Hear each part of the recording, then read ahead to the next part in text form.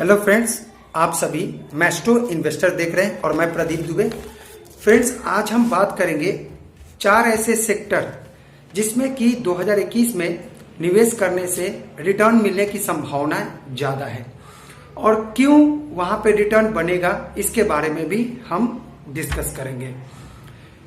सबसे पहली बात आपको बताना चाहूंगा कि अगर कोई कहता है आपको कि मैं स्टॉक मार्केट में गारंटीड रिटर्न देता हूं, तो वो आपको फंसाने की कोशिश कर रहा है, क्योंकि स्टॉक मार्केट में अगर आप ट्रेडिंग करते हैं तो वहां गारंटीड कुछ भी नहीं होता। But we are talking about investing. हमारा जो फोकस होता है वो इन्वेस्टिंग पे होता है, ना कि ट्रेडिंग पे। जैसा कि आप सभी जानते हैं, अगर हमारे चैनल को सब्सक्राइब करके हमें फॉलो करते हैं तो आपको पता होगा कि हमारा जो फोकस होता है वो इन्वेस्टिंग में होता है, यानी कि लॉन्ग टर्म के लिए हम यहाँ इन्वेस्टमेंट करते हैं। तो आज मैं आपको 4 सेक्टर के बारे में बताऊंगा और क्यों ऐसा मैं सोचता हूं उसके बारे में भी आपको बताऊंगा, जिससे कि आप कमेंट्स जरूर कीजिएगा कि मेरी सोच सही है या नहीं। और आप अगर पहले बार आप हमारे चैनल पे आए हैं तो प्लेलिस्ट में जरूर देख लें। कुछ इंपॉर्टेंट वीडियो मैंने अपलोड किया है कि शेयर को या स्टॉक को चुनते समय क्या क्या फिल्टर्स लगाने की जरूरत पड़ती है, या फिर शॉर्ट टर्म के लिए अगर ट्रेड करते हैं तो किन बातों का ध्यान रख के ही शॉर्ट टर्म में करें, जिससे कि आपको नुकसान के या लॉस के चांसेस कम हो। और सबसे पहला जो है सेक्टर है जिस पर मेरी निगाह है, मेरी नज़र है और मैं उस पे एंट्री लेने की कोशिश कर रहा हूं और कुछ स्टॉक्स ऑलरेडी बाय करके रखा है हमने। तो सबसे पहले बात करेंगे फार्मा सेक्टर के बारे में। जैसा कि आपको सभी को पता है, कोविड-19 ने मार्केट के हिस्ट्री को बदल दिया है, इन्वेस्टर्स के सोच को बदल दिया है, बिजनेस की स्ट्रैटेजी को बदल दिया है। कोविड-19 ने ऑलमोस्ट इन्वेस्टर्स के माइंडसेट को भी चेंज कर दिया है। अब अगर आप कोविड के 19 के पहले जो इन्वेस्टर्स थे उनकी माइंडसेट टोटली डिफरेंट थी। वो फंडामेंटल एनालिसिस करते थे, टेक्निकल एनालिसिस करते थे। लेकिन कोविड-19 के ड्यूरिंग जो अपने डीमेट अकाउंट रजिस्टर्ड किए और आज ट्रेडिंग कर रहे हैं, उनकी सोच बिल्कुल डिफरेंट है।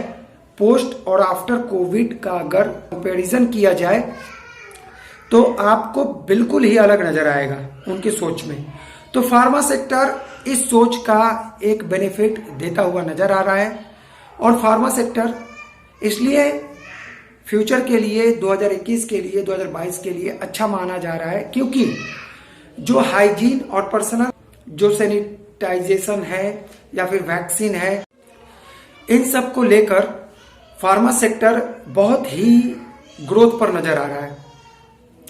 फॉर एग्जांपल एमएनसीज की बात करें, जो मल्टीनेशनल कॉरपोरेशन होता है जो कि गुड्स एंड सर्विसेज या products out of country sell करवाता है, सर्विस प्रोवाइड करवाता है, उन्होंने भी चाइना को 50% का डिस्काउंट दिया उनके ड्रग्स को अप्रूव करने के लिए चाइना मार्केट में।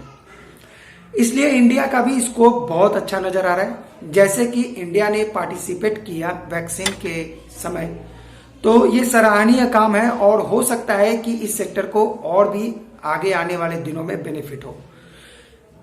अगर अनुमान किया जाए तो 60 to 80% वर्ल्ड की जो पॉपुलेशन है वो 2021 में वैक्सीनेटेड हो जाएगी। तो डायरेक्टली इनडायरेक्टली फार्मा सेक्टर को जरूर बेनिफिट्स मिलेगा। और अगर हम बात करें इसमें कौन से शेयर ज्यादा अच्छे नजर आ रहे हैं, तो डेफिनेटली फार्मा सेक्टर इतना आसान नहीं होता कि उसमें हम प्रॉफिट बुक करें और निकल जाए।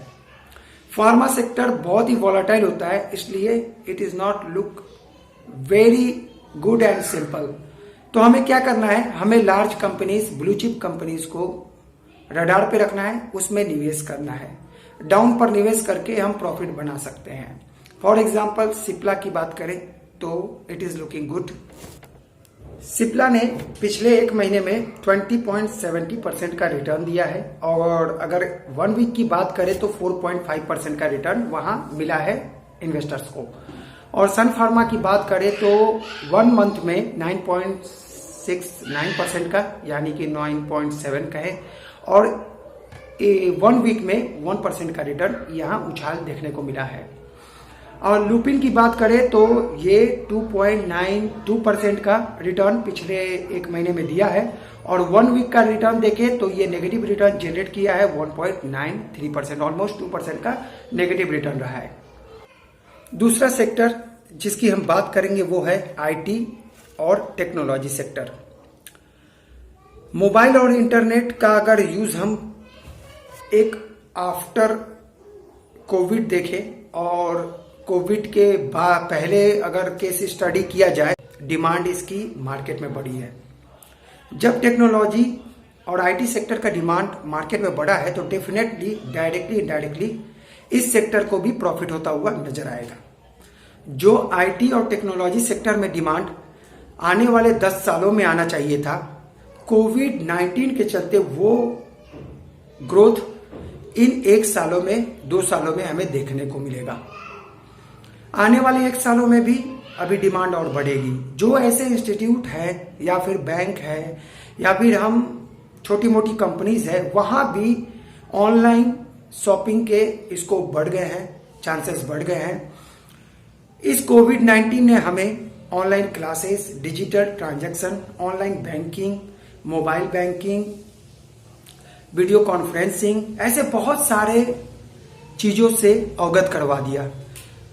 पहले जो बड़े बड़े कंपनीज में होते थे, ब्लू चिप कंपनीज में सिर्फ माने जाते थे डिजिटल ट्रांजैक्शन या फिर हम बात करें ऑनलाइन बैंकिंग की, तो आज आपको हर एक के मोबाइल में ये चीज देखने को मिलेगा। यूपीआई ट्रांसफर इतनी ज्यादा बढ़ गई है, उसका आप अगर देखें ग्रोथ तो बहुत ही ज्यादा, जो कि 10 सालों का ग्रोथ था वो आपको 1 साल में देखने को मिलेगा। तो आईटी सेक्टर में अगर आप चाहते हैं निवेश करना तो यहां पर कम समय के लिए ना आए, क्योंकि जो ग्रोथ मिला है वो ग्रोथ अभी 1-2 साल और मिलेगा, उसके बाद एक स्टेबिलिटी आएगी। तो कम से कम 2 से 3 सालों के लिए आपको आईटी सेक्टर या फिर टेक्नोलॉजी सेक्टर में निवेश करना है। अगर हम बात करें किस कंपनीज में करना चाहिए तो सबसे पहले मैं कहूंगा blue chip companies always better than small and mid cap, क्योंकि यहां पर रिस्क कम होता है। आपके लॉस हो सकते हैं लेकिन अमाउंट जीरो नहीं हो सकते। अगर आप पैसेंस रखें, कुछ और दिन अमाउंट को छोड़ दें इन्वेस्टमेंट को, तो वो लॉस भी रिकवरी होने के चांसेस होते हैं। तो सबसे पहला इन्फोसिस, दूसरा टीसीएस और एचसीएल टेक्नोलॉजी, इस तरह के लार्ज कंपनीज में निवेश करें। इन्फोसिस का 1 महीने का अगर रिटर्न देखें तो नेगेटिव रहा है 2% का, और अगर 1 वीक का देखें तो 8% का नेगेटिव रिटर्न दिया है ऑलमोस्ट। मिड कैप सेक्टर की बात करें तो मिड कैप में आपको यहाँ सोनाटा सॉफ्टवेयर बहुत ही अच्छा करता हुआ नजर आएगा। इसे मैंने बहुत पहले ही रिकमेंडेड किया था और टारगेट भी दिया था, आज भी सभी के पास है। उनका ऑलमोस्ट 100% रिटर्न बनने वाला है, यहाँ पर पैसा डबल होने वाला है। तो अभी भी इसे 2021 को होल्ड करके रखना है, क्योंकि सोनाटा सॉफ्टवेयर अभी भी ग्रोथ उसमें बाकी है। तीसरा जो सेक्टर है वो है स्टील सेक्टर। अब हम बात करेंगे कि स्टील सेक्टर क्यों मैं बोल रहा हूं, जबकि स्टील सेक्टर बहुत वॉलेटाइल है। लेकिन अगर पीएलआई स्कीम की बात करें, पीएलआई स्कीम होता है प्रोडक्शन लिंक इंसेंटिव। यहां पर गवर्नमेंट ने फरवरी 2021 को स्पेशल स्टील के लिए 6,322 करोड़ का पैकेज दिया, जिससे कि स्पेशल स्टील जो है उसका मैन्युफैक्चरिंग ज्यादा से ज्यादा हो। पीएलआई स्कीम का मोटो यही है कि इंडिया जो है मेक इन इंडिया के तहत यहाँ पे मैन्युफैक्चरिंग हब बने। तो स्टील के लिए यहाँ पर एक स्पेशल पैकेज दिया गया और उसके बाद से आप देखेंगे कि स्टील कंपनी में बहुत उछाल नजर आया। और उसके बाद स्टील सेक्टर में ऐसी तेजी आई, इसमें से आपको बिग प्लेयर जैसे टाटा स्टील, जिसने 1 महीने में 23.65% का रिटर्न दिया। जेएसडब्ल्यू स्टील की बात करें तो 1 महीने में 44.18% का रिटर्न, और SAIL Steel Authority of India ने पिछले 1 महीने में 24.46% का रिटर्न दिया इन्वेस्टर्स को।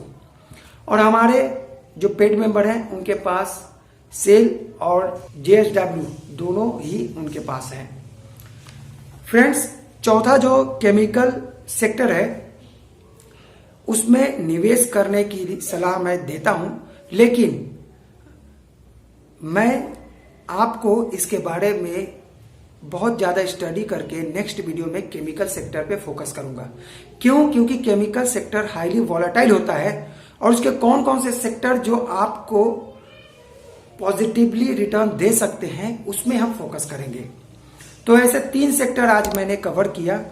चैनल को सब्सक्राइब कर दें, क्योंकि कल मैं आपके लिए लेके आऊंगा केमिकल सेक्टर पे एक सेपरेट वीडियो, जहां पर एक्सपोर्ट इंपोर्ट के साथ साथ मार्केट को हम डीप एनालिसिस करेंगे और कल मार्केट देखने के बाद एक परफेक्ट डिसीजन लेंगे कि केमिकल सेक्टर कितना अच्छा या फिर कितना बुरा हो सकता है 2021 के लिए। Thank you so much for watching friends. फिर मिलेंगे अनदर वीडियो के साथ, तब तक के लिए tata bye bye and take care.